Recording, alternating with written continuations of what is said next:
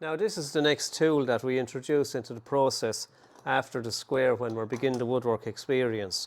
So we've got a piece of timber with a face and an edge that are 90 degrees, and then we want to narrow the width and we want to narrow the thickness accurately.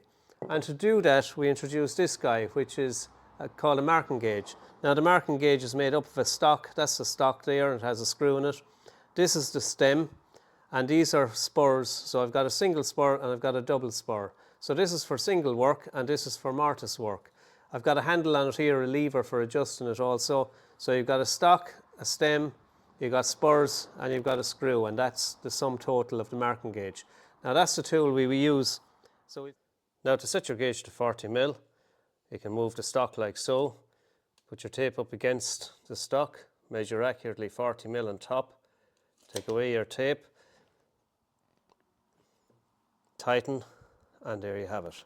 If you have difficulty with that, simply place a stock in the vise and that'll give you your second hand free while you're setting.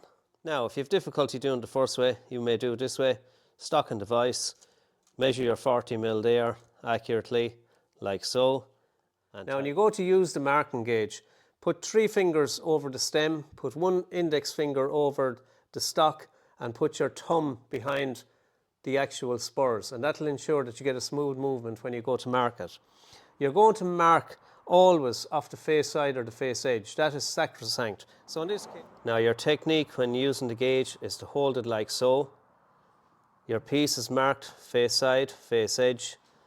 Put the gauge onto the piece like so, flat, rotate until the pin touches, bring it back up here and rotate until the pin catches, and run down along the edge there. You'll notice that I've heeled the piece like that to keep it clear so the gauge can run out over the end. Now I've pre-marked this piece just to show you the gauge line there. You then flip the piece like that, so you're still working off the face edge. You repeat on the far side there, rotate until you touch, and keep your thumb behind the pin, heel it onto one edge, and away you go, down along again. Now you've completed the piece to the final width. That's 40mm, and that's going to be our 40mm wide piece of timber. You can gauge over the end grain if you wish as well, just for practice. If you're going to do that, always put it out over the end of a bench. I'm just doing it here on camera. Practice makes perfect, of course, and I can do the end if I want like that. But normally speaking, I would put it out over the end of a bench and score down off it so I have support. So that's what you'll end up with there if you want to score or gauge the end there, just to get used to doing the end grain. So that's it. Hope that's useful. See you in the next. To recap then, the marking gauge is the tool we use to get a piece to its final width and its final thickness accurately. So I hope that's useful to some of you.